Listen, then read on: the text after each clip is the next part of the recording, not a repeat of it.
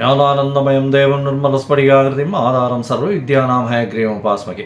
Astro TV நேயர்களுக்கு astro KS ஐயங்காரின் பணிவான நமஸ்காரங்கள். வார பலன் 7/10/2024 13/10/2024 வரை உண்டான வாரத்திற்கு மேஷம் முதல் மீனம் வரை என்னென்ன பலன் அப்படின்றத பார்ப்போம். அதற்கு முன்னாடி இந்த வாரத்தினுடைய கோல்சாரம் என்ன, இந்த வாரத்தில் வரக்கூடிய விசேஷ நாட்கள் என்ன, அதை தவிர இந்த வாரத்தில் எந்தெந்த ராசிக்காரர்களுக்கு சந்திராஷ்டமம் அப்படின்றத பார்க்கலாம். ஒன்று ஒன்றா வருஷப்படுத்தி பார்ப்போம். முதல்ல இந்த வாரத்தினுடைய கோல்சாரம் காலபுருஷ தத்துவத்தின் 2வது ராசியான ரிஷபத்தில் குரு, மிதுனத்தில் செவ்வாய், கன்னியில் சூரியனும் கேதுவும், துலாத்தில் புதன் சுக்கிரன், கும்பத்தில் சனி வக்ரம், ராகு மீனத்தில்.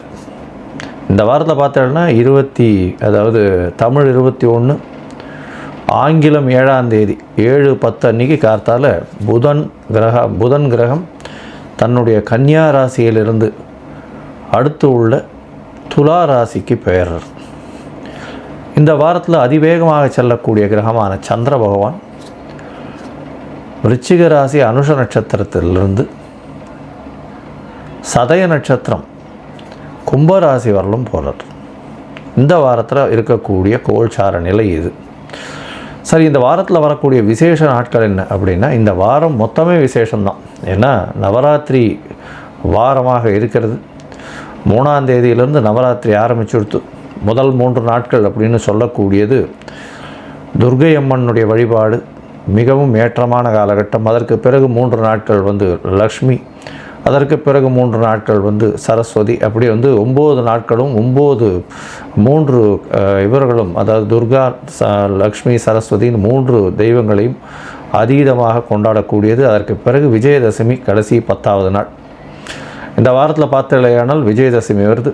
பெரிய ஏற்றமான காலகட்டம். புதுசாக அக்ஷர அபியாசம், அதோட புதுசாக பூஜை போடுறது, அதாவது வியாபாரத்திற்கு ஸ்தலத்தை ஓப்பன் பண்ணுறது, புதிய விஷயங்கள் ஸ்டார்ட் பண்ணுறது, இது எல்லாமே இந்த வாரத்தில் நடக்கக்கூடிய காலகட்டம். பெரிய ஏற்றமான வாரம். இந்த வாரத்தில் பார்த்தோம்னா சஷ்டி திதி வருது. 9ஆம் தேதி அன்னைக்கு சஷ்டி திதி. சஷ்டி விரதம் வளர்பிறை சஷ்டி வேறு. அதனால் சஷ்டியில் விரதம் இருந்தால் அகப்பையில் குழந்தை பிராப்தி ஏற்படும்னு சொல்லுவாங்க. அதனால் சஷ்டி திதி விரதம் இருக்கிறவங்க முருகனுக்கு வேண்டிட்டு இருக்கிறதன் மூலியமாக அவர்களுக்கு குழந்தை பிராப்தி ஏற்படக்கூடிய காலகட்டமாக அமையும்.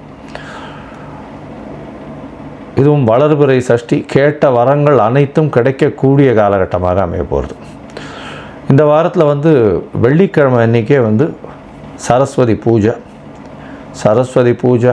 அதுக்கு அடுத்த நாள் பார்த்தோம்னா வைஷ்ணவ சரஸ்வதி பூஜைன்னு போட்டிருக்கோம். என்ன ஒரே ஒரு வித்தியாசம் அப்படின்னா, அதாவது அஷ்டமி கார்த்தால் ஆரம்பிக்கணும். எந்த ஒரு திதியும் அன்றைக்கி கார்த்தால் ஆரம்பித்ததுலேருந்து இருந்ததுன்னா மட்டும்தான் வைஷ்ணவ திதியாக எடுத்துக்கொள்கிறேன். அதனால் பார்த்தேலையானால் சரஸ்வதி பூஜைக்கு ஸ்மார்த்த சரஸ்வதி பூஜை, வைஷ்ணவ சரஸ்வதி பூஜைன்னு 2 நாள் காட்டும். அதே மாதிரி ஸ்மார்த்த விஜயதசமி, வைஷ்ணவ விஜயதசமின்னு 2 நாள் காட்டும். அதே மாதிரி பார்த்தலையானால் விஜயதசமி அன்னைக்கு எல்லா விதமான ஆயுதங்கள், பொருட்கள், எல்லா விதமான விஷயங்களும், உங்களுடைய உபகரணங்கள் எதுவாக இருந்தாலும் உங்களுடைய வாழ்க்கைக்கு உபயோகப்படுறது, உங்களுடைய வாழ்வியலில் அது கலந்து இருக்கக்கூடியது.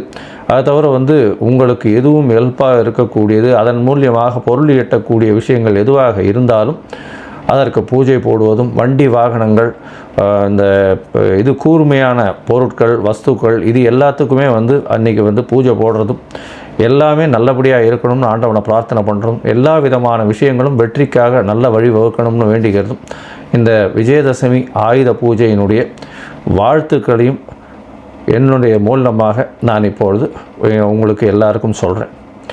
இந்த வாரம் பார்த்தலையானால் ஞாயிற்றுக்கிழமை அன்றைக்கி ஏகாதசி வைணவர்களுக்கு ஒரு பெரிய விசேஷமான நாள். இந்த வாரத்தில் பார்த்தோம்னா அதாவது ஞாயிற்றுக்கிழமை அன்றைக்கி ஏகாதசி வருது. உபவாசம் இருப்பா.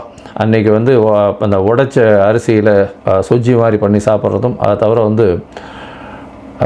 ஜீரா பிரசாதம் சாப்பிட்றதும், அதாவது வயசானவா, உடல் நலத்தில் சற்று பாதிக்கப்பட்டவங்க, அதாவது பேஷண்ட்டாக இருக்கிறவங்க, கர்ப்பிணி பெண்கள், இவாளுக்கெல்லாம் எக்ஸப்ஷன்ஸ் இருக்கும். இருந்தாலும் இருக்கணும் பிரியப்பட்டாலேயானால் இந்த மாதிரி விஷயங்களை ஒரே ஒரு வேளை சாப்பிட்டுட்டு இருக்கிறது பெரிய விசேஷம்.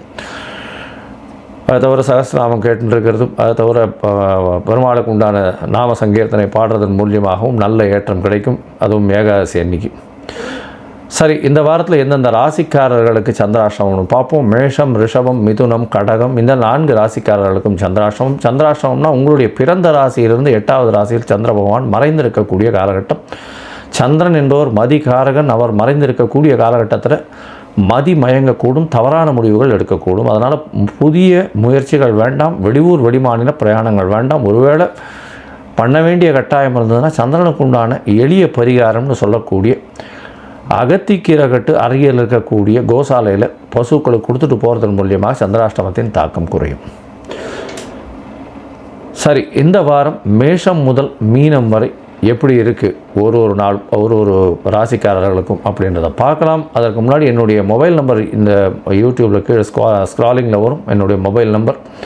உங்களுக்கு அஸ்ட்ராலாஜிக்கல் கன்சல்ட் தேவைப்பட்டதுன்னா எனக்கு காண்டாக்ட் பண்ணுங்க. உங்களுடைய நேம், அதாவது பெயர், உங்களுடைய தாய் தகப்பனார் பெயர், உங்களுடைய டேட்டு, பிறந்த தேதி, மாதம், வருடம், பிறந்த இடம், அதாவது எந்த ஊரோ அந்த ஊர், பிறந்த நேரம், இது மட்டும் எனக்கு அனுப்புங்க. என்னுடைய கட்டணம் என்னென்று சொல்கிறேன். அதற்கு பிறகு உங்களுடைய ஜாதகத்தை போட்டு சந்தி இருக்கான்றதை முதல்ல பார்க்குறேன். ஏன்னா முக்கால்வாசி ஜாதகம் நான் பார்த்தது எல்லாமே சந்திரனோட சந்தி இருக்குது, அதாவது நட்சத்திர பாத சந்தி இருக்குது, அதை தவிர லக்ன பாத சந்தி இருக்குது. அதாவது மிருகசீரிஷம்னு சொல்லிட்டு ரிஷப ராசி நினச்சின்னு இருப்பா, மிதுன ராசியாக இருக்கும். அது மாதிரி சந்தியில் இருக்கிறதுனால எந்த ராசி அவள் அர்ச்சனை பண்ணுறான்றதே தெரியாது. அதற்கேற்ற மாதிரி அவளுடைய தசாபுக்தியும் ஒரு நல்ல ஏற்றத்தை கொடுக்காது. ஏன்னா இவள் நினச்சின்னு இருப்பா இந்த ராசிக்கு உண்டானது, அதாவது துலா ராசி விசாக நட்சத்திரம் நினச்சின்னு இருப்பா. ஆனால் விருச்சிக ராசி விசாக நட்சத்திரமாக இருக்கும். அதனால் இந்த பர்டிகுலர் கிரகம் நல்லபடியாக இருக்கும், ஏற்றத்தை கொடுக்கும்னு நினைப்பா. துலா ராசிக்காரர்களுக்கு குரு அந்த அளவுக்கு ஏற்றத்தை கொடுக்காமல் இருப்பார். ஏன்னா 3, 6க்கு உண்டானவர். அவர் இன்னொரு மறைவு ஸ்தானமோ ஆபோகலி ஸ்தானத்திலோ இருந்தால் ரொம்ப நல்லது. ஆனால் அவர் வேலை ரொம்ப ஸ்ட்ராங்காக இருந்துட்டார்னா கஷ்டம்.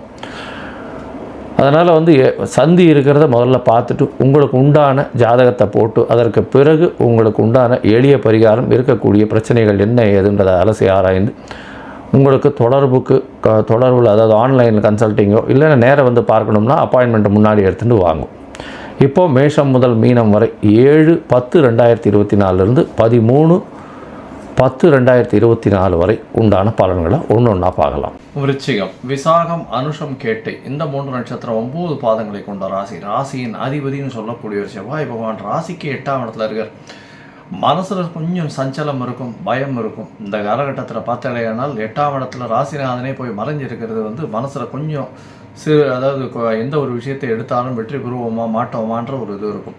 உடல் நலத்தில் சற்று பின்னடைவு இருக்கக்கூடிய காலகட்டமாக அமைய போகிறது. ஏன்னா உங்களுடைய ராசியே வக்கர சனி பகவான் பார்க்கறதும் இருக்கிறதுனாலையும் ராசிநாதனும் 8ஆம் இடத்துல மறைஞ்சு இருக்கிறதன் மூலியமாக உடல் நலத்தில் சற்று பின்னடைவு இருக்கும். கொஞ்சம் எனர்ஜெட்டிக்காக இல்லாமல் இருக்கும், கொஞ்சம் பிரச்சனைகள் இருக்கக்கூடிய வாய்ப்புகள் உண்டு. இருந்தாலும் குரு பார்வை இருக்கிறதுனால பெரிய அளவிற்கு வரக்கூடிய வாய்ப்புகள் இல்லை. 8ஆம் இடத்துல 6ஆம் அதிபதியான செவ்வாய் 8ஆம் இடத்துல இருக்கிறதுனால வெளியூர் வெளிமாநிலம் போகக்கூடிய வாய்ப்புகள் உண்டு. வேலை நிமித்தமாக வெளியூர் போகக்கூடிய பாக்கியம் நிச்சயமாக உண்டு. இதன் மூலியமாக பார்த்தாலேயானால் உங்களுக்கு கொஞ்சம் அலைச்சல் இருக்கக்கூடிய காலகட்டமாக அமையும். இந்த வாரத்தில் பார்த்தாலேயானால் உங்களுடைய ராசிக்கு 4ஆம் இடத்துல வக்கரகதியில் இருக்கக்கூடிய சனி பகவான் மூலியமாக தாயின் உடல் நலத்தில் நல்ல ஒரு ஏற்றம் இருக்கும். உங்களுக்கு வரக்கூடிய புதுசாக அதாவது 2 வீலர் 4 வீலர் வாங்கக்கூடிய வாய்ப்புகள் நிச்சயமாக உண்டு.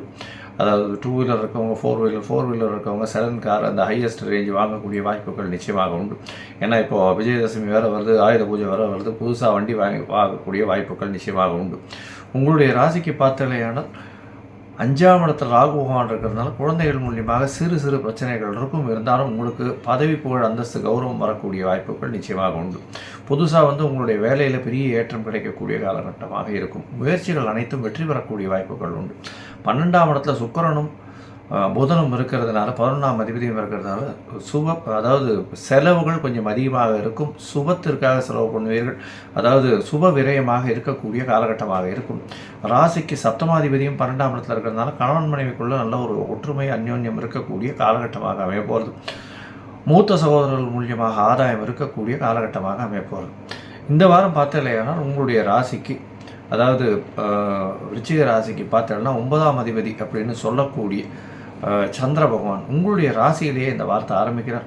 9ஆம் அதிபதி உங்களுடைய ராசியில் குருவின் பார்வையில் இருக்கிறது பெரிய ஏற்றம். இதன் மூலியமாக பார்த்தலையானால் நீங்கள் அதாவது எந்த ஊருக்கு போகணும்னு நினைக்கிறீங்களோ படிக்கிறதுக்கு கண்டிப்பாக போகக்கூடிய வாய்ப்பு உண்டு.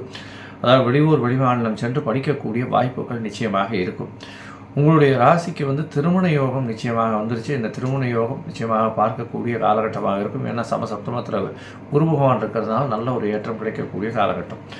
இந்த வாரம் 7/10/2024 13/10/2024 வரணும் உண்டான காலகட்டத்தில் 9ஆம் தேதி காலை ஒரு 1:15 மணி வரணும் பார்த்தேலையானால் சந்திர பகவான் உங்களுடைய ராசியிலேயே இருக்க குருவின் பார்வையில் இருக்கிறது விசேஷம். சந்திர பகவான் உங்களுடைய ராசியில் இருக்கிறதுனால குருவின் பார்வையில் இருக்கார். இதன் மூலியமாக பார்த்தேலையானால் உங்களுக்கு அதாவது உங்களுடைய ராசியில் இருந்தனால கஜகேசரி யோகம் வருவார். 9ஆம் அதிபதி குருவின் பார்வை 5/7 அதிபதி 7ஆம் இடத்துல இருந்து பார்க்கறதன் மூலியமாக நல்ல ஒரு ஏற்றம் இருக்கும். தந்தையின் உடல்நிலையில் சீராக இருக்கும். தந்தையின் மூலியமாக உங்களுக்கு லாபங்கள் வரக்கூடிய வாய்ப்புகள் நிச்சயமாக உண்டு. வெளிநாடு போய் படிக்கக்கூடிய யோகம் உண்டு. உங்களுடைய ராசிக்கு 2ஆம் இடத்துல சந்திர பகவான் போகிறார். 9ஆம் தேதியிலிருந்து 11ஆம் தேதி காலை ஒரு 8-8:30 மணி வரலும் இருக்கக்கூடிய காலகட்டம். இதன் மூலியமாக செவ்வாய் உங்களுடைய ராசிநாதனை சந்திரனை பார்க்குறார்.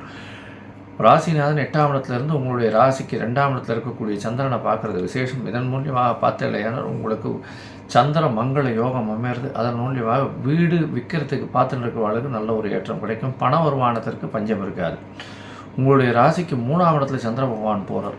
குருவின் பார்வையில் சந்திர பகவான் இருக்கார். இது 11ஆம் தேதியிலிருந்து 13ஆம் தேதி காலை ஒரு 11:30 மணி வரலும் இருக்கக்கூடிய காலகட்டம். இந்த காலகட்டத்தில் எல்லா விதமான ஏற்றங்களும் முயற்சி ஸ்தானத்தில் பெரிய ஏற்றத்தை கொடுக்கக்கூடிய காலகட்டம். அதை தவிர பார்த்தலையானால் உங்களுடைய இளைய சகோதரர்கள் மூலியமாக நல்ல ஒரு ஏற்றம் கிடைக்கக்கூடிய காலகட்டமாக அமைப்போகிறது. உங்களுடைய ராசிக்கு 4ஆம் இடத்துல சந்திர பகவான் போகிறார். 4ஆம் இடத்துல சந்திர பகவான் போகும்போது பார்த்தலையானால் நல்ல ஒரு ஏற்றம் இருக்கக்கூடிய காலகட்டம். இருந்தாலும் புனர்ப்பு யோகம் அமையிறது. 9ஆம் அதிபதி 4ஆம் இடத்துல போய் இருக்கக்கூடிய காலகட்டம் 15ஆம் தேதி மாலை ஒரு 4-4:30 மணி வரலும் இருக்கக்கூடிய காலகட்டமாக இருக்குது. 13ஆம் தேதியிலிருந்து 15ஆம் தேதி வரும். இந்த நாட்களில் பார்த்தோம்னா உங்களுடைய தந்தையின் உடல்நிலை சற்று பின்னடைவு இருக்கக்கூடிய காலகட்டமாக அமைப்போகிறது. இந்த வாரம் பொதுவாகவே பார்த்தாலும் நல்ல ஒரு ஏற்றம் இருக்கும். ஏன்னா குரு பகவான் உங்களுடைய ராசியை பார்க்கறதுனால எல்லா விதமான பிரச்சனைகளிலிருந்து உங்களுக்கு ஒரு வெற்றியை கொடுக்கக்கூடிய காலகட்டமாக அமையிறது. அதை தவிர சனி பகவானும் வக்கரகதியில் இருக்கிறதுனால இது ரெண்டும் ரொம்ப ஒரு விசேஷத்தை கொடுக்கும். கணவன் மனைவிக்குள்ள நல்ல ஒரு அந்யோன்யம் இருக்கும். இந்த வாரம் பார்த்தலையானால் சமையல் கலை வல்லுநர்கள், அதை தவிர டாக்டர்ஸு, அது மருத்துவத்தில் இருக்கிறவங்க, மருத்துவ உபகரணங்கள் விற்கிறவங்க, இரத்த உபகரணங்கள் விற்கிறவங்களுக்கெல்லாம் பெரிய ஏற்றம் கிடைக்கக்கூடிய காலகட்டமாக இருக்குது.